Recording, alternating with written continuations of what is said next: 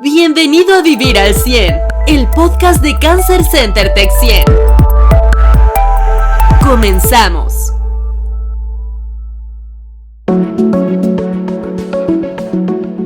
Hola, ¿cómo están? Les doy la bienvenida, soy el doctor Juan Manuel Fraga y esto es el podcast Vivir al 100 de Cancer Center Tech 100, un podcast dirigido a pacientes y familiares de personas con cáncer. El tema del día de hoy es súper interesante, es cáncer de próstata. En general vamos a hablar de cáncer en el hombre, este es el cáncer más importante en el hombre. Y les recuerdo, no se pierdan nuestro episodio anterior donde hablamos de cáncer y dolor, y nuestro próximo episodio del que hablaré al final del programa. Nuestras redes sociales, Cancer Center Tech 100, en Instagram y Facebook, y también nuestra página web www.cancercentertech100.com. Nos pueden localizar en nuestro teléfono, el 442-215-0775 en la ciudad de Querétaro, en México, y tenemos un WhatsApp donde con mucho gusto podemos atenderlos. Es el más 52 442 670 0350. Bueno, pues antes de presentar a nuestro invitado, un gran médico, del que voy a platicar un poco más adelante, quería mencionar nuestro post en el blog, donde hablamos de 4 pruebas de detección de cáncer en los hombres.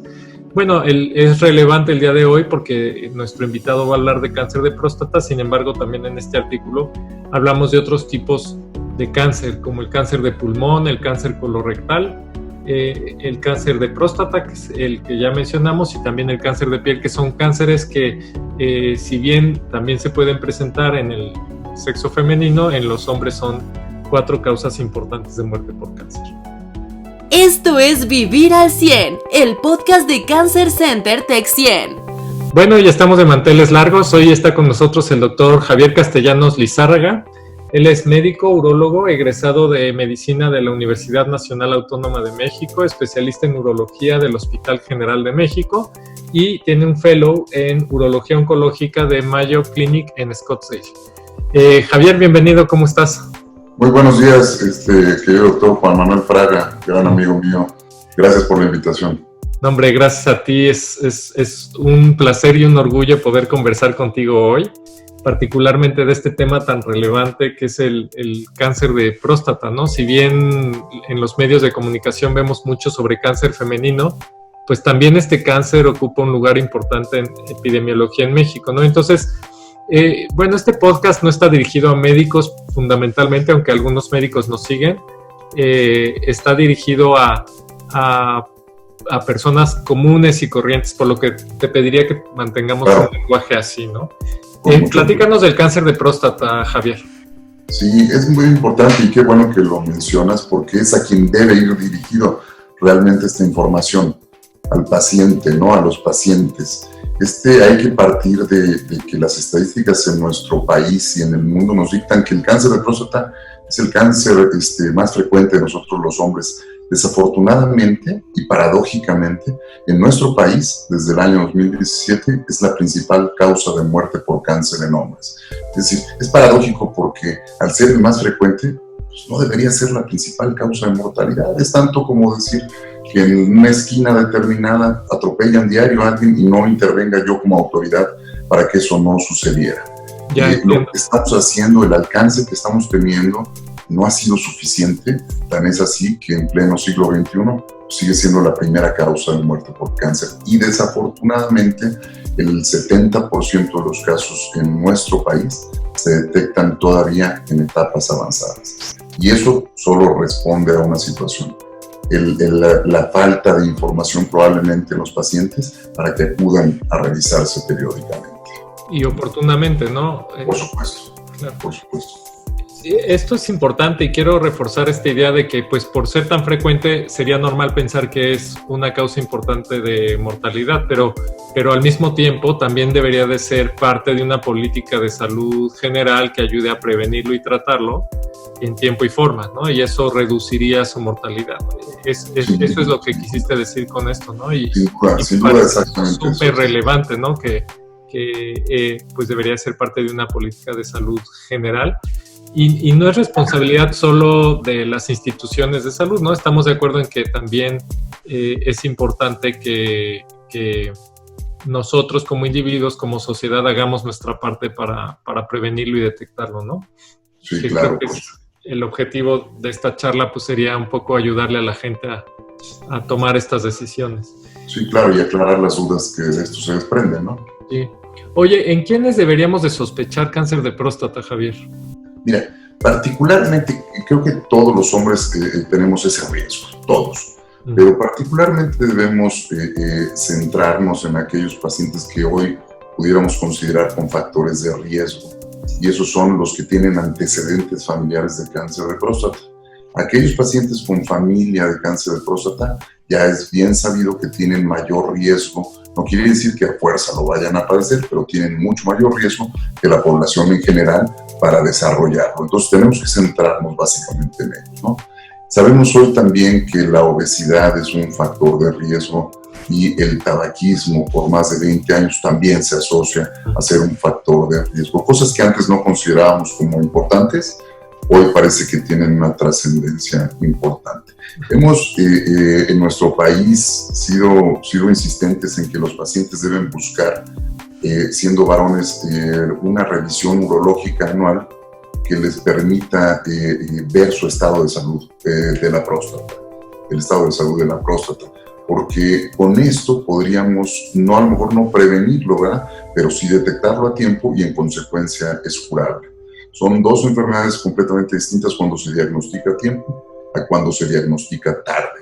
Cuando se diagnostica tarde, el tratamiento será paliativo, es decir, ya no podremos ofrecer una opción de curación, pero sí una opción de tratamiento paliativo. ¿Sí? Ya, entonces, para resumir un poco, es todas las personas con factores de riesgo, obesidad, tabaquismo y antecedentes familiares de cáncer de próstata, pero de todos modos insistir en que cualquier persona, cualquier hombre a partir de cierta edad debe de tener una revisión anual para ver la salud prostática. ¿A partir de qué edad más o menos es recomendable? Estamos sugiriendo que la costumbre en nuestro país se adquiera desde los 40 años de edad. Y nos ha costado trabajo porque son muy pocos los pacientes que realmente lo hacen, ¿no?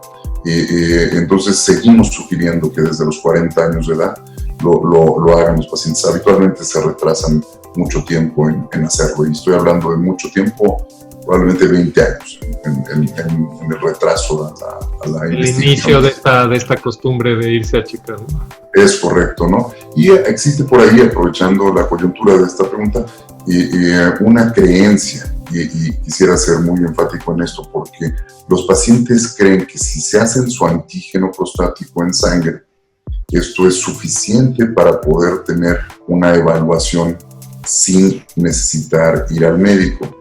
Y esto es ciertamente falso, porque son dos las piedras angulares del diagnóstico de los problemas de la próstata. Uno de ellos es el antígeno prostático, efectivamente, la muestra en sangre, y otro es el tacto rectal, que no puede ser omitido. Los cánceres de próstata pues, son muy variados, y la gama de estos va de los menos agresivos a los más agresivos. En este grupo de los más agresivos, el cáncer de próstata no eleva el antígeno. Es decir, sus células son tan diferentes a las células que lo originaron que no producen antígeno, y en consecuencia yo tendré un antígeno normal, y puedo tener un antígeno normal aún con una enfermedad metastásica, es decir, que se ha diseminado a otras partes de mi cuerpo. Sí, o sea que aunque el cáncer de próstata en general elevaría el antígeno prostático, pero entre menos se parezca a las células de origen, más agresivo es y menos antígeno prostático eleva. Entonces, de cierta manera, hasta haber elevado el antígeno prostático habla de diferenciación y habla de como de mejor pronóstico, ¿no? Pero finalmente tampoco es bueno tener el antígeno muy elevado. O sea, necesitas las dos cuestiones. La parte clínica, donde si ves algo que sospechas cáncer y ves el antígeno prostático negativo, entonces, como tú dices, piensas incluso en más agresividad, ¿no? Es correcto, es correcto. Eso es súper interesante, y creo que es importante que quienes nos están escuchando lo sepan, ¿no? Una prueba no excluye a la otra, y las dos como complemento funcionan para darse una idea de qué tipo de cáncer es. Oye, ¿y cómo es el proceso para quienes nos están escuchando una vez que se sospecha este cáncer? ¿Qué sigue? Esto es, seguimos lineamientos y en la medicina lo que se trata es de seguir protocolos para poder hacer las cosas ordenadamente y no cometer errores. Si nosotros tenemos, tampoco quiere decir que si tenemos un antígeno elevado sea necesariamente malo. Yo puedo tener un proceso inflamatorio de la próstata, un proceso inflamatorio infeccioso que puede elevar mi antígeno y esto no quiere decir que yo tenga cáncer. En ese protocolo nos dicta que debemos dar un tratamiento a esos pacientes para ver el comportamiento del antígeno, que normalmente sería un descenso sustancial, es decir, un descenso a valores normales. Si ese antígeno se queda en valores normales, creo que podemos darle vigilancia. Pero como decía el maestro Ruy Pérez Tamayo, uno puede ser cacarizo y comer finol. Y esto, es decir, tener un proceso infeccioso no nos excluye de tener un proceso oncológico. Un proceso maligno. Entonces tenemos que discernir, aun cuando ese antígeno no llegara a lo normal o no llegara a los valores que estábamos esperando, tenemos que darle un seguimiento más corto, más puntual a ese paciente para poder determinar cuál es el comportamiento de ese antígeno. Si el antígeno es progresivamente alto o tenemos sospecha a través del tacto rectal, lo indicativo es hacer una biopsia a través del recto, una biopsia transrectal de próstata. Este es el estudio ideal y donde quisiéramos ir encontrando a los pacientes con cáncer de próstata, porque significaría, en estos casos que comentamos, los que llegan oportunamente, que lo estaríamos detectando probablemente a tiempo con una opción de curación. Ya. O sea, entre más rápido lo detectas en etapas más tempranas, las posibilidades de curación son altas, mientras que en etapas avanzadas curar ya no es opción, sino más bien el tratamiento va enfocado a mejorar su calidad de vida y como la evolución de la enfermedad, pero ya no es quitar la enfermedad, es mejorar la evolución, ¿no? Es correcto, Juan, es correcto. Y regresando un poquito a algunos otros aspectos, como mencionábamos, hay algunos tabúes de este tipo de cosas. Por ejemplo, hay gente que dice que si la vasectomía aumenta el riesgo de tener cáncer de próstata. Y se ha mencionado por años esto, ¿no? Hay gente que lo pregunta en la consulta. Es falso, no existe una relación entre la vasectomía y el desarrollo de cáncer de próstata. Pero por el otro lado, sí hay estudios muy interesantes que parecen tener o mostrar asociación entre el virus del papiloma humano y enfermedades de transmisión sexual a la mayor incidencia de desarrollo de cáncer de próstata. Entonces, todos estos antecedentes pudieran ser, sin duda alguna, importantes en la historia clínica del paciente, que nos permitiera someterlo a un análisis de riesgo, ¿no? Ya. Sí, aunque no hay certeza de esto, pues es de suponerse que las infecciones virales que tengan alguna afectación de la próstata en el transcurso de la enfermedad podrían elevar el riesgo de cáncer, como otras enfermedades virales en otros sistemas orgánicos, ¿no? Es correcto, como lo es en el cáncer cervicuterino mismo. Exacto, el mejor ejemplo, ¿no?, de una infección viral asociada a cáncer. Absolutamente. Que tampoco es exclusivo, pero es un excelente ejemplo. Entonces, ahora, esto me encanta esto que dices, porque nos hace pensar que en el hombre también las infecciones virales pueden ser predisponentes de cáncer, y entonces ya la responsabilidad no es en un solo sentido, ¿no? O sea, el cuidarnos de enfermedades de transmisión sexual protege también al hombre de cánceres más adelante en la vida. Por supuesto, es bidireccional, ¿no? Es bidireccional.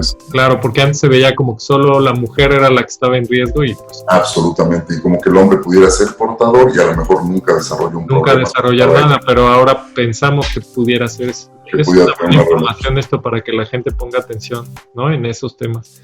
Por supuesto, sí. Oye, ¿y el tratamiento del cáncer de próstata en qué consiste? Es muy amplio, ¿no? Porque depende si es etapas tempranas, tardías y eso, pero para quien, vamos a pensarlo, 15% del cáncer en México es de próstata. Entonces, mucha gente va a tener este problema de salud a lo largo de la vida, sobre todo más hacia la tercera edad, pero que sepan cuál sería el rumbo a seguir en general de una persona con cáncer de próstata. Vamos a dividirlo en dos grupos, ¿no? Los tempranos y los tardíos, para que las personas sepan cómo se trata. Sin duda alguna, esto es muy interesante y es de donde debemos partir, porque es la primera pregunta de los pacientes, ¿no? ¿Qué me van a hacer? ¿Dónde estoy parado y qué va a pasar? Efectivamente, ¿no? Entonces vamos a dividir a esos pacientes por riesgo, por edad, porque hay cánceres, como lo platicábamos hace rato en cuestión del antígeno, que pueden ser indolentes, ¿no? Y cuando se presentan en una etapa más avanzada de la vida, probablemente ni siquiera requieran tratamiento, sino vigilancia. Podríamos vigilar casos muy puntuales, ¿no? Sin duda alguna, la meta sería curar. Y en las etapas tempranas, eso se puede lograr a través del estándar de oro, el tratamiento ideal, que es la prostatectomía radical. La prostatectomía radical es la única cirugía donde se quita toda la próstata. Hay pacientes que confunden un poquito esto porque dicen, a mí ya me operaron de la próstata, pero fue una resección de tejido prostático que no implica quitar todo el órgano. Y esos pacientes particularmente no se vuelven a revisar si no tuvieron esta información. Todos ellos pueden tener riesgo de tener cáncer de próstata. Entonces la persona, si se opera, tiene que tener claro si se hizo prostatectomía radical o una cirugía reductora ahí de tejido. Ajá, vamos a ver cualquiera de los métodos que haya, ¿no? Cuando encontramos a un paciente ideal con una enfermedad localizada en el órgano, es decir, dentro de la glándula, lo ideal es la prostatectomía radical, como decíamos. Y esta puede ser por vía abierta, por vía laparoscópica y por vía robótica más recientemente, ¿no? El abordaje es un poco, digamos, a gusto del cirujano y a conveniencia del paciente, también por los costos, pero los resultados, según muestran algunos estudios ya científicos bien, pues van a depender más con lo que el cirujano esté, digamos, más experimentado. Si es un cirujano que tiene mucha experiencia en cirugía abierta, va a tener excelentes resultados y comparables con los de la cirugía laparoscópica y robótica, ¿no? Okay. Es decir, la técnica no va a hacer que haya más éxito, sino el cirujano con la experiencia determinada va a ser. Si es alguien que hace cirugía robótica, pues robótica, si es laparoscópica o abierta, pero que sea el área de expertise de ese cirujano. Es correcto, eso está perfectamente demostrado. La tasa de complicaciones es similar. Es muy parecida, es muy parecida. Al principio, obviamente, cuando empieza a ser una técnica nueva, como es la robótica o la laparoscópica, empieza a haber una curva de aprendizaje y en ello implícito algunas complicaciones mayores asociadas, ¿no? Pero se han ido aplanando estas curvas con la experiencia, ¿no? Dos cosas que preocupan mucho a los pacientes, la incontinencia urinaria. En manos expertas, sin duda, es realmente baja la incontinencia urinaria total, ¿no? Eso es decir, que el paciente pueda necesitar un pañal o algún dispositivo, incluso otra intervención quirúrgica para poner un esfínter artificial, que es extremadamente raro, casi no sucede, ¿no? Lo que sí es más frecuente son problemas de disfunción eréctil asociados a la cirugía, por la anatomía de los nervios que producen la erección. Pero tenemos que sopesar, porque eso le pesa mucho a un grupo de pacientes si lo planteamos de esta manera. Tenemos que tener primero vida y después la función. Claro. Y sin duda alguna, hoy tenemos un arsenal amplio para poder ayudar a esos pacientes en el posoperatorio que quieran, porque no todo el mundo lo quiere, también es cierto, reactivar su vida sexual. Entonces, no debe ser el punto de partida para tomar una decisión de operarme o no operarme, ¿no? Claro. En etapas también localizadas, contamos con la braquiterapia, que es la colocación de semillas radioactivas en pacientes también bien seleccionados, con excelentes resultados, y la radioterapia externa, que sigue teniendo un enorme lugar en estas etapas iniciales. Lo dejamos también reservado para algunos pacientes que por sus condiciones médicas a lo mejor no son buenos candidatos para cirugía u otras cosas. Pero también hay que pensar que esto no está peleado del todo. A veces hacemos una prostatectomía radical y los márgenes del tumor han salido positivos, y esto nos lleva a poder ayudarle a ese paciente con una terapia adyuvante como la radioterapia. Sí, lo que mencionabas, ¿no? De los bordes positivos, para quien nos esté escuchando, quiere decir que aunque en las imágenes, la tomografía, la resonancia, lo que se haya hecho, el tumor aparece solo localizado en la próstata y no en otra parte del cuerpo, ya cuando se saca la próstata y se analiza, se encuentra que en los bordes del órgano ya el tumor rebasó, digamos, la frontera del órgano con otros órganos, y entonces estamos hablando como de una retapificación, ¿no? O sea, como considerar que es un poco más alto grado que si solo estuviera localizado dentro del órgano, ¿no? Es correcto. Y también esto deberíamos llevarnos un poquito más atrás, porque el paciente cuando dice, ¿cómo sé que tengo cáncer de próstata? ¿Qué síntomas tengo? Y cuando presento esto, me toca presentarlo en algún grupo de gente que no son médicos. En esta diapositiva, particularmente en la de síntomas de cáncer de próstata, la dejo vacía. ¿Por qué? Porque no hay síntomas específicos. Eso es lo que hay que entender. No hay ningún síntoma específico. Los síntomas son muy vagos y son los mismos que puede tener cualquier paciente por el crecimiento de próstata. Entonces son síntomas de dificultad para orinar, mi chorro está un poquito más débil, tengo que empujar un poquito, me levanto a orinar con más frecuencia en la noche. Esos síntomas vagos pueden estar relacionados con el cáncer de próstata. Ya en etapas más avanzadas, hasta el sangrado en la orina, el dolor óseo, incluso fracturas pueden estar asociadas al cáncer de próstata. Obvio, si estás viendo ya estos signos, ya es un dato de súper alarma, ¿no? O sea, ya te debiste haber checado hace mucho tiempo. Es correcto, ese es el punto, ¿no? Ese es el punto.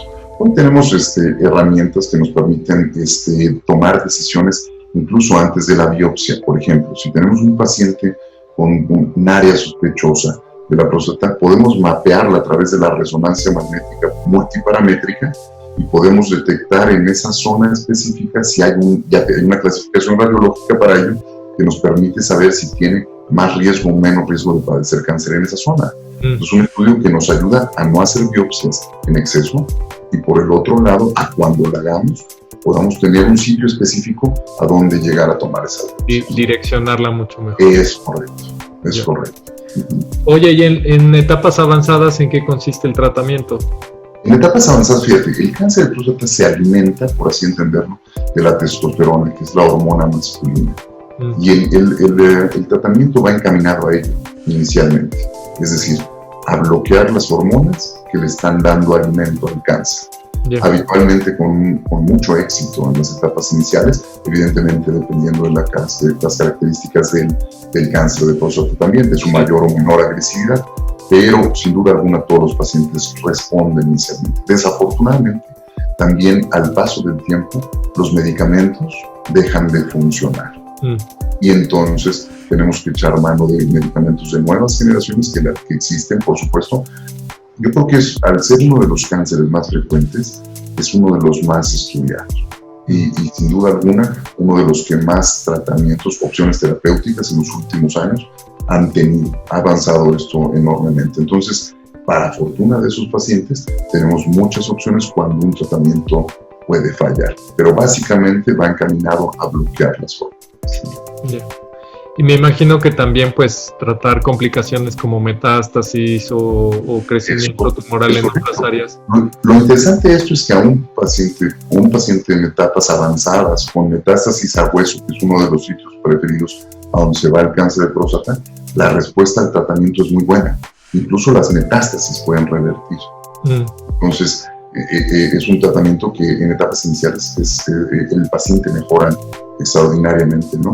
Y buscar ya tratamientos específicos cuando estos han salido, digamos, del tratamiento habitual.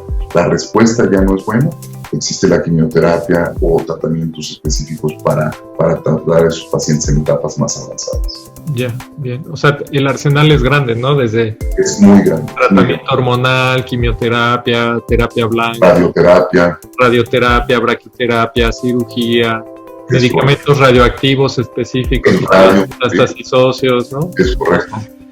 O sea, tenemos como un gran arsenal y obviamente, como hemos platicado en otros episodios de este podcast, el tratamiento debe ser personalizado, ¿no? Absolutamente. Yo creo que aquí hay 3 aspectos que debemos considerar para un paciente, cuando decidimos el tratamiento de un paciente.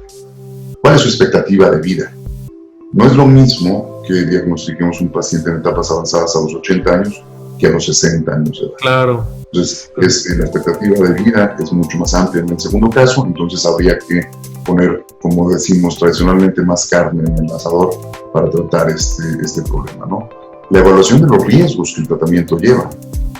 Los tratamientos no están libres de riesgos, entonces yo tengo pacientes con mayor riesgo cardiovascular, etcétera, etcétera, tomaré decisiones en función de ella y lo que nos digan los estudios de extensión, es decir, hasta dónde está diseminado este tumor, ¿no? Sí, y tampoco es lo mismo un paciente de 60 años sano, deportista, que tiene una excelente calidad de vida, a un paciente de 60 años que ya tuvo 2 infartos, que es obeso, que creo que también eso es importante como mensaje para todos, ¿no? Tener buena salud en general nos prepara mejor para este tipo de problemas en la edad, en la tercera edad.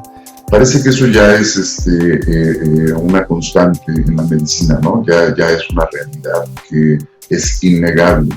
Y creo yo, Juan, que si pudiéramos recomendar a la gente algo en lo particular, sería precisamente eso, ¿no? Sabemos que la obesidad es un factor de riesgo. Antes nos decían, ¿cómo podemos prevenir el cáncer? No sabíamos cómo prevenirlo, no teníamos palabras para ello. Es más, decíamos, no hay forma de prevenirlo. Si nos va a dar, nos va a dar. Pero hoy sabemos que si cuidamos, si tenemos una vida sana, de ejercicio, la dieta baja en grasas y proteínas de origen animal o reducida en ello, disminuye el riesgo. El no fumar y el bajar de peso son los estándares a los que tendríamos que tirar, ¿no? Ya. O sea, y que no solo te ayudan a prevenir el cáncer, sino que si te da, estás en mejores condiciones gracias a estos hábitos para evitarlo, ¿no? Buena alimentación, no fumar, no ser obeso, hacer ejercicio. O sea, todo esto no solo te ayuda a prevenirlo, pero si te da, estás en mejores oportunidades de tomar ciertos riesgos terapéuticos, ¿no? Entonces, también tienes mejor pronóstico. Es correcto, Juan. Es correcto. Bien. Pues poco a poco en estos episodios me he ido dando cuenta que en realidad ciertas recomendaciones son universales, ¿no? Y ayudan a prevenir enfermedad y a que si te da, no te dé tan fuerte, ¿no? Y digamos, la otra gran recomendación, en este caso, el gran aprendizaje del cáncer de próstata, yo creo que es revisarse con oportunidad y con frecuencia, ¿no? Para detectarlo a tiempo. Es correcto, Juan. Eso es lo que tenemos que dejar a los pacientes. No hay manera de diagnosticarlos si no vienen a consulta. Claro. Así de simple, ¿no? Oye, Javier, no sé si quisieras agregar algo más a nuestra de información para nuestra audiencia, algún mensaje, digamos, final antes de despedirnos. Sí, yo creo que sí, Juan. Sobre todo quisiera ser, ya lo mencionamos, pero quisiera ser un poquito incisivo en el que el paciente tenga conocimiento de que el tacto rectal es una herramienta importantísima en el diagnóstico del cáncer de próstata y no puede ni ha sido sustituida por ningún otro estudio todavía. Es decir, no podemos tampoco hacer estudios indiscriminados para buscar cosas específicas. Tenemos que empezar por lo más básico. Y el tacto rectal y el antígeno son, como decíamos, las 2 piedras angulares del diagnóstico de los problemas de próstata. Entonces, mi mensaje sería ese. Hay que acudir a su revisión periódica y pensar que estas 2 herramientas pueden hacer la diferencia. Bien.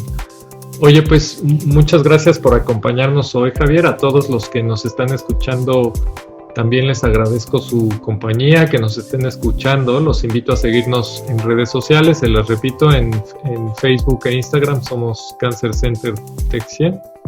Nuestro teléfono en la ciudad de Querétaro, en México, es el 442-215-0775. Nuestro WhatsApp, que es un bot que ahí los va orientando y ya si requieren cita o algo también ahí lo pueden configurar para eso, es el +52-442-670-0350. Y bueno, invitarlos a escuchar nuestro próximo episodio donde vamos a hablar de trasplante de médula ósea con una especialista de primera. Y bueno, Javier, pues otra vez muchas gracias, y a todos los que nos están viendo o escuchando ahí en redes sociales, en el podcast, en Spotify. Nos vemos en el próximo episodio. Hasta luego. Gracias por escuchar Vivir al 100 de Cancer Center Tech 100. Te esperamos en nuestro siguiente episodio.